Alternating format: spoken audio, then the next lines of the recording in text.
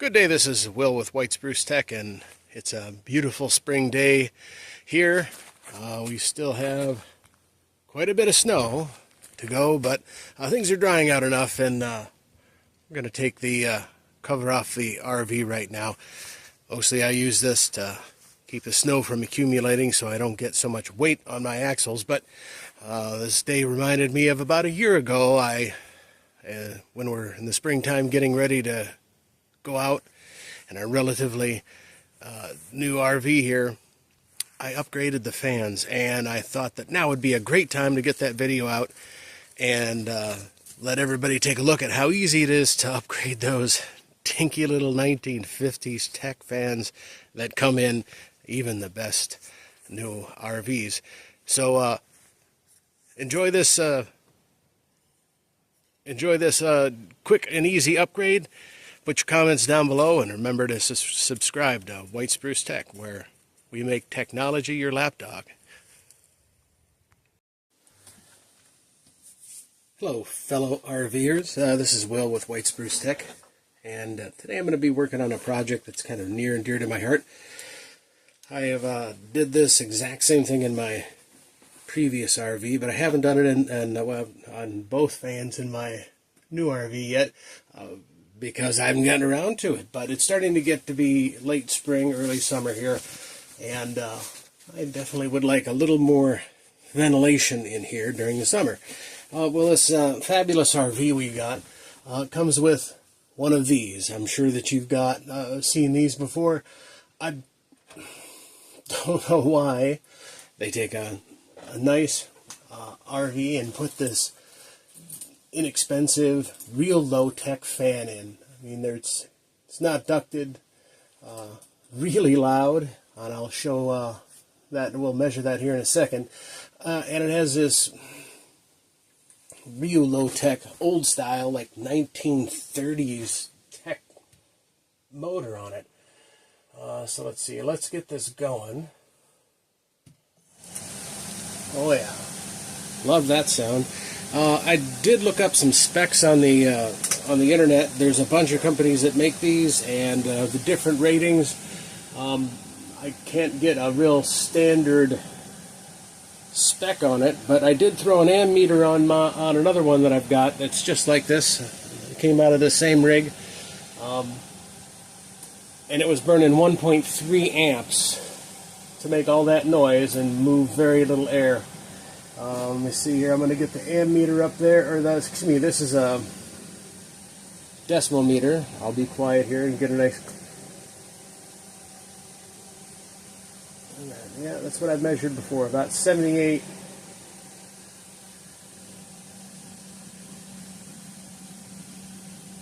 It's reading about 78, 76 decibels, right up there next to the fan. Needless to say, not my favorite. So you can get replacements for this. For about $80, you can get a nice fan replacement unit. They're pretty involved to get in, if you ask me. And they move an awful lot of air. They're kind of nice. Have controls. A lot of them have remote controls. Let me turn this off while I'm talking. That's better. But, you know, I'm kind of a frugal sort of an individual, and I'm going to use this. This is it's a 200 millimeter, I think. They measure them in metric for computers. This is a computer fan. Runs on 12 volts, rated for that. They're designed to be quiet and to move a lot of air. Let me grab the back of the container right here. There's the container it comes in. And let's see, the fan speed is 800 RPMs. Max airflow is 129 cubic feet a minute. Now, on the internet for these little guys, I saw them also rated for 130 cubic feet a minute. But that seems like an awful lot for that fan. Your standard bathroom vent fan is rated at 75 cubic feet a minute, so I'm really in a miss. I don't know. Anybody can bench test this and really tell us how many cubic feet a minute it's moving. Let me know.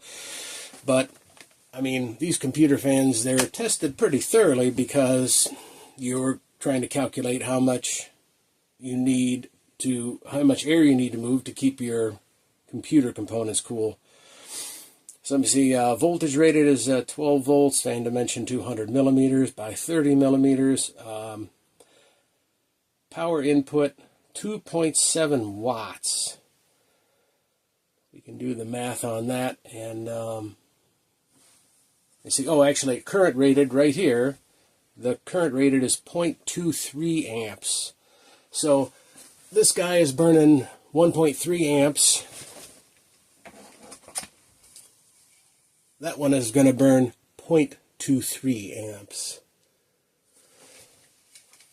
I like this one because it's clear. Now, granted, this is clear because there's some built-in LEDs. You can see some wires here, and we'll see how that works in a minute.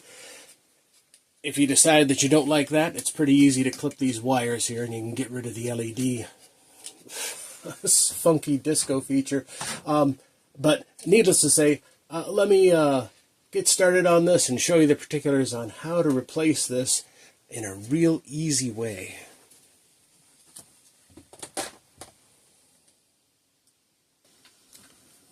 Okay, I've removed the vent screen.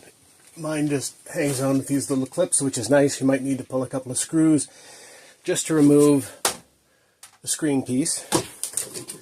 Now, before we do anything drastic, I would recommend that you do this. That fan is just held on by friction. There's grooves on this shaft, on the motor, and it's just pokes on. So far we have made no alterations other than just remove that fan. And make sure that you can get this somewhere. Mind where your power is coming off. And where the power is on the unit here. I'll move the camera around on the other side to give you that detail. But let's make sure that this fits up in here. And oh yeah, looks like we've got plenty of room. We've got plenty of depth. It's not going to interfere with our workings here. Yep, that's going to be an okay fit. Let's pull this ventilation dinosaur off with a couple of screws. Real tiny screws that they have on here.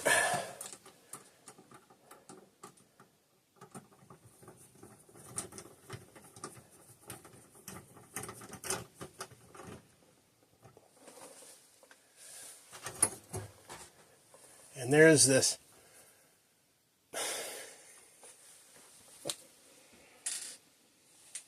When I was a kid, I used to get construction sets out of Radio Shack that had little motors like this. So, real low-tech stuff here. Let me see. I'm going to pull up the wiring just a little bit. I don't really see a good place to interrupt the junction here, so I'm just going to clip those wires.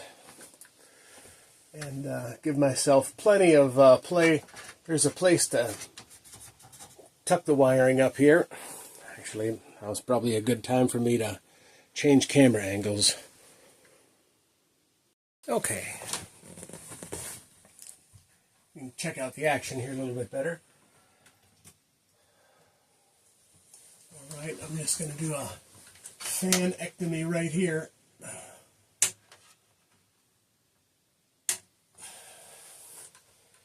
Get rid of that old motor. Of course, I'm going to put the little screws back in it and the fan blades back on it. If anybody's interested in taking that off my hands, let me know. I'll make you a bargain. Okay, so now I'm getting the wire free for this fan and also breaking into this wire.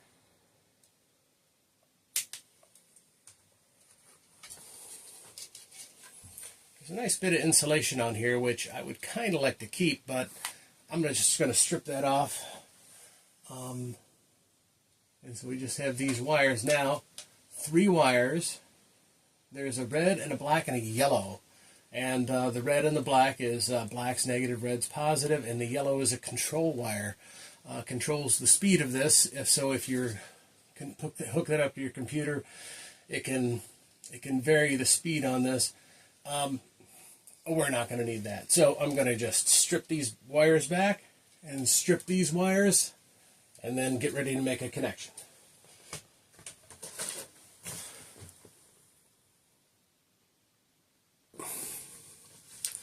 Okay, so we've got bare wires and bare wires here.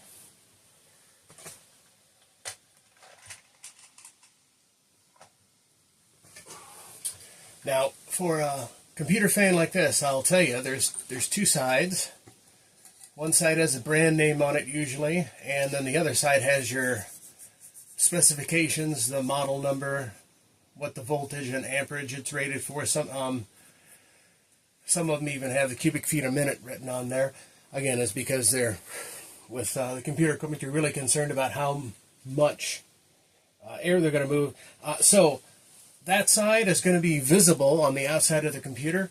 That means the airflow is going to go this way, towards this way, towards this label. So we're going to want to install this up this way. The wires coming off this side, and we're going to go right onto this bar. Now, I thought of different things to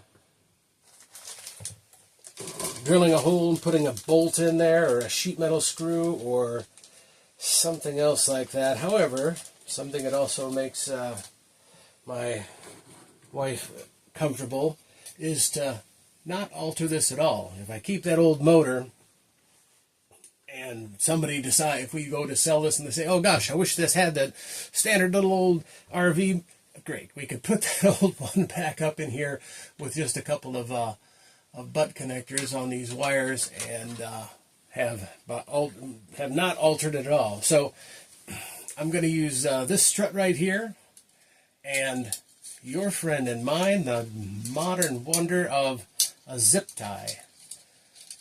I'm going to use 4 of them just because I'm kind of a maniac about it. That's going to be a way overkill here, but in case this metal eventually wears through one, there'll be more than enough to hold it.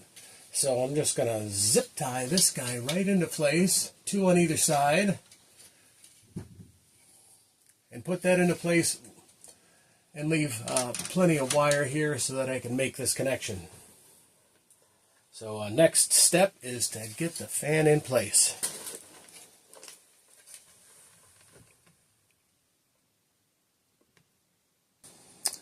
Right, so before I tighten this up here, let me just show you how easy it is to get these zip ties on here. You can rotate the fan sideways on that beam, get your hand right up, get them on loosely, and now I'll just tighten them up, make sure that I've got the wires the right size of side of everything to make the connections, and we'll be just about done.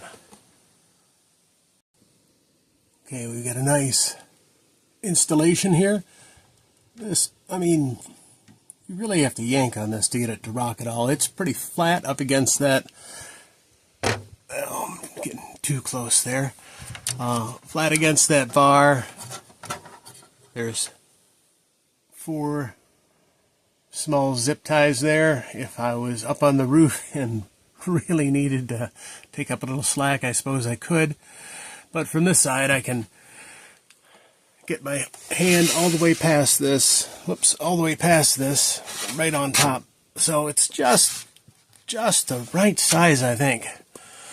Okay, next, I've got my bare wires here. I'm going to get those together and use some of these butt connectors. These are nice butt connectors. There's a metal ferrule in the middle here that crimps down. This is heat shrink tubing with a little blob of goo actually that melts and makes this a waterproof connection. So I like that. This is kind of exposed to the elements. I'm going to put a vent cover on this. It's one of my next projects. But I mean, the original wiring here is just like this open insulated crimp. I think that this is a little bit overkill, but doggone it, if something goes wrong, then it won't be because of my connection. So, all right, we'll wrap the install up here with making this electrical connection.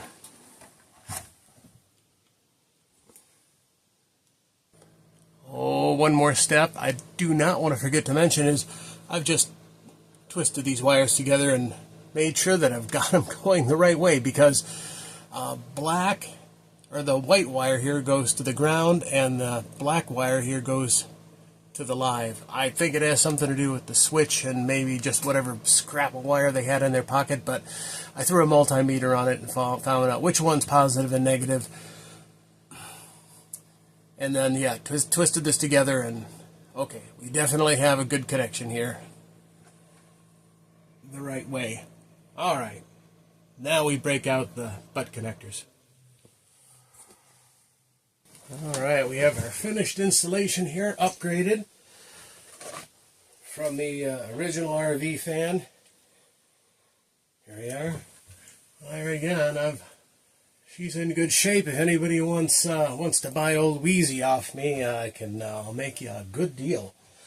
But here we've got an upgraded 200 millimeter computer fan that moves at least as much air as this thing is rated for, as the original, and much quieter. And I'll turn it on. The remote switch there. Let it spin up. Oh, and you'll notice the groovy disco lights in there. Of course, that's for when you're putting them in your big gaming machine, so it looks real cool. I haven't clipped them off because I've got one here and I've got one in the bathroom, and quite frankly, when it's warm enough for us to use these, it's light where we are. So with the long days, the lights don't bug us, and if they, I even have turned them on in the dark because it's a nice low light if I just need a little bit of something to light the way. Okay, now I'm gonna be quiet here. Let's see what the decimal meter reads. A little bit different angle than I was before, but it was what, 79, 80, or 76, 78 the last one. This one's reading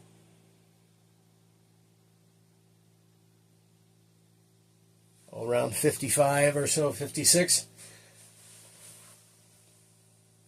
Much quieter. I just realized I had a backlight on there. Ooh, that might give us a better...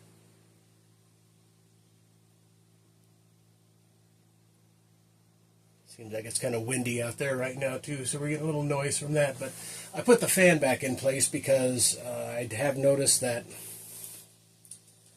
the fan is where you get some of the noise too when you're using the fan.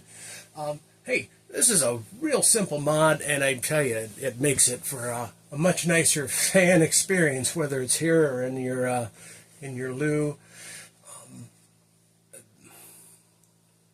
Maybe it takes 20 minutes or half an hour or so to do the whole project, get your tools together, and boy, if you don't do this mod on your this simple, inexpensive mod on your for your vent fan, I'd be surprised. Leave comments below for questions if you have any, or if you're interested in old Wheezy, the original fan. This is Will from White Spruce Tech. Enjoy your RVing experience.